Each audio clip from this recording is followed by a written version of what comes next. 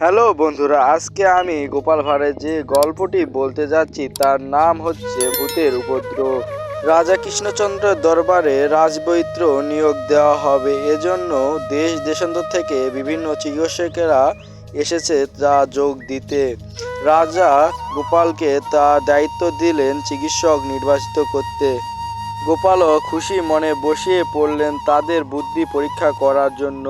প্রথম চিকিৎসকে গোপাল প্রশ্ন করল যে, তোমার এলাকায় কি ভূতের উপদ্রব আছে? চিকিৎসক উত্তর দিলেন, আছে।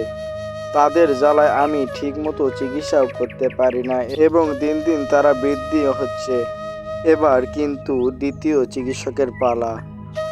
দ্বিতীয় চিকিৎসককে গোপাল একই প্রশ্ন করেন যে, আপনার এলাকায় ভূতের উপদ্রব কেমন? সে উত্তর দিল, হ্যাঁ, কিন্তু আপনি তা জানলেন কিভাবে? কিন্তু তাদের সংখ্যা দিন দিন শুধু বেড়েই চলেছে।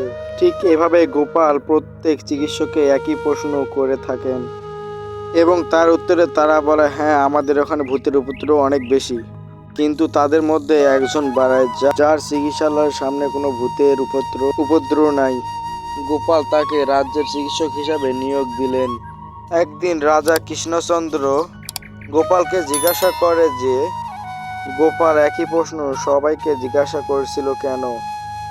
আজ্ঞে মহারাজ, আপনিই দেখুন, তাদের ওখানে ভূতের উপদ্রব বাড়ছে, এর মানে হচ্ছে যে তাদের রোগী মারা যাচ্ছে এবং সেগুলো দিন দিন ভূতে রূপান্তরিত হচ্ছে।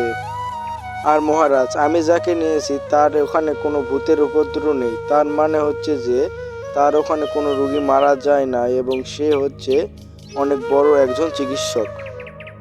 গোপালের এই বুদ্ধি দেখে রাজা অনেক খুশি হলেন এবং ভাবছেন যে গোপালকে সে বুদ্ধি পরীক্ষায় বসে কোনো রকম ভুল করেননি।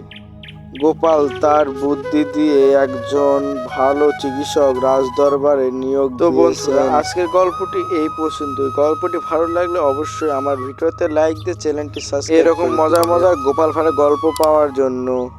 এবং অবশ্যই ভিডিওটি শেয়ার করে দিয়ে আপনারা যদি কিছু জানতে চান তাহলে অবশ্যই কমেন্ট করে জানিয়ে দিবেন।